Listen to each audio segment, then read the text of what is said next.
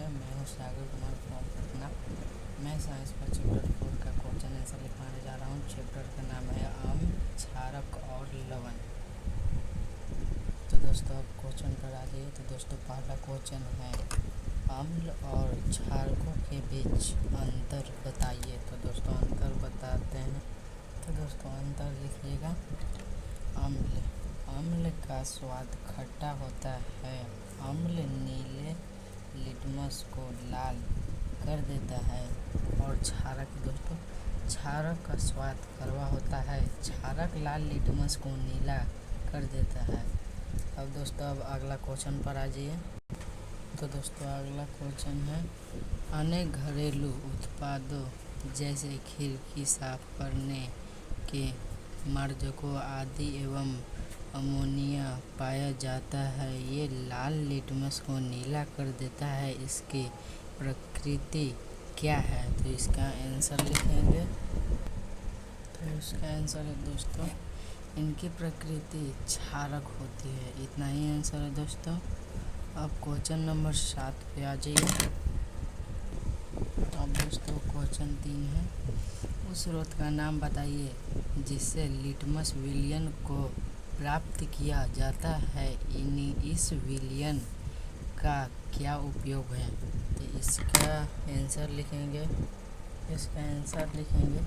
Litmus विलयन lichen नामक पौधे से प्राप्त किया जाता है। लिटमस का उपयोग सूचक के रूप में किया जाता है। ये आंसर इसका लिख लीजिएगा।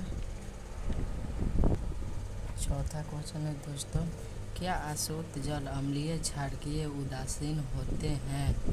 आप इसकी पुष्टि कैसे करेंगे? तो इसका आंसर लिखेंगे।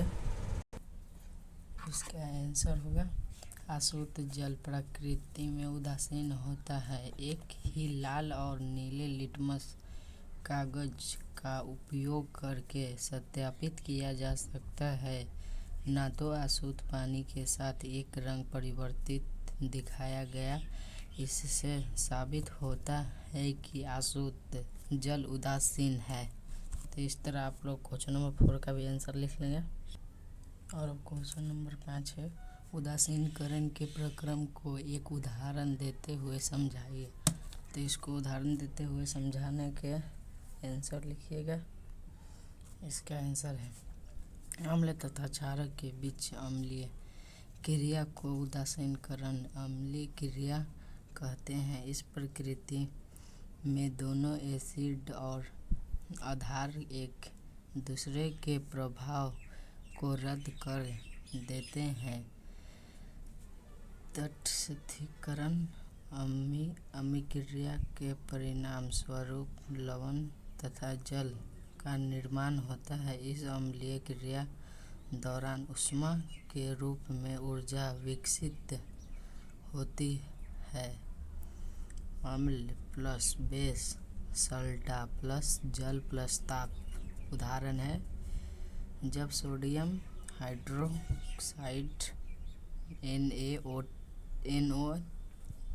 NaOH में हाइड्रोक्लोरिक एसिड HCl मिलाया जाता है तब सोडियम क्लोराइड NaCl और पानी H2O का निर्माण होता है।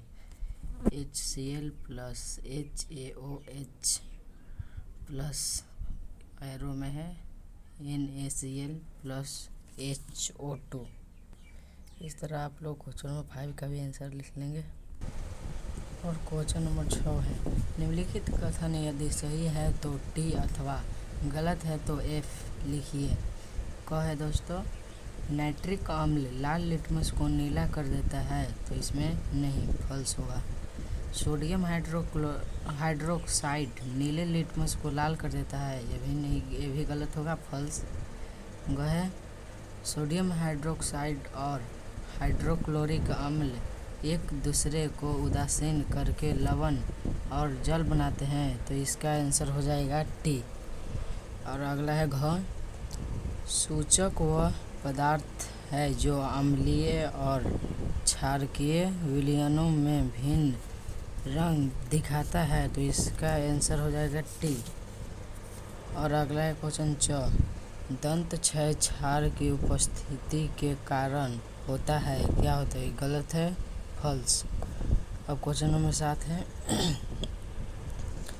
दोरजी के रेस्टोरेंट में शीतल मृदु पेय की कुछ बोलते हैं, लेकिन दुर्भाग्य से वह चिंतित नहीं है। उसे ग्राहकों की मांग के अनुसार पेय परोसने हैं। एक ग्राहक अम्लीय पेय चाहता है, दूसरा क्षारकीय और तीसरा उदासीन पेय चाहता है। दोरजी यह कैसे तय करेगा कि कौन सी बोलती किस ग्राहक को देनी है? तो इसका आंसर लिखेंगे। इसका आप लोग आंसर लिखेंगे। आंसर तो आपको दिखाई नहीं दे रहा होगा, फिर भी हम बोलेंगे तो आप लोग लिख लीजिएगा।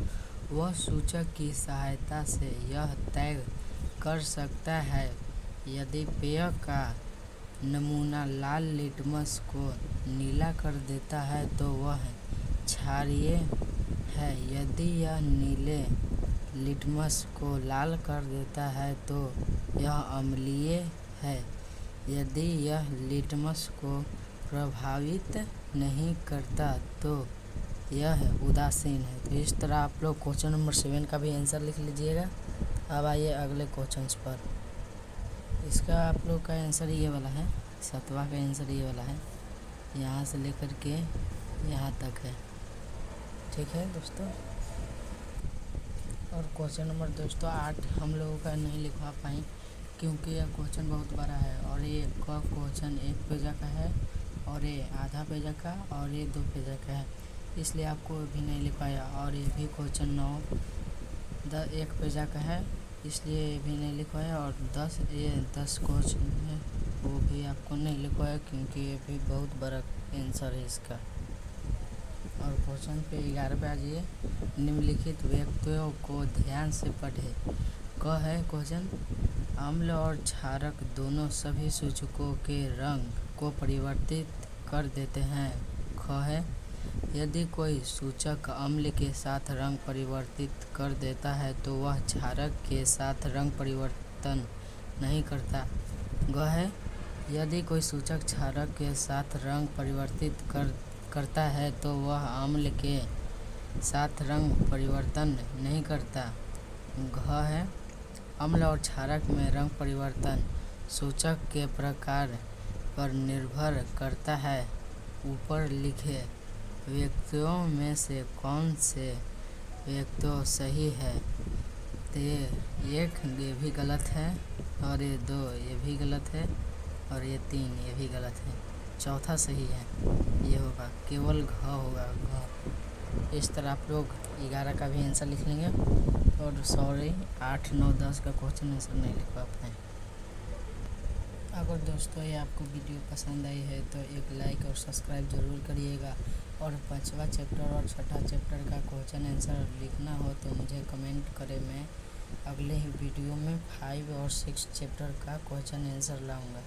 ठीक है दोस्तों, ओके बाय, टाटा।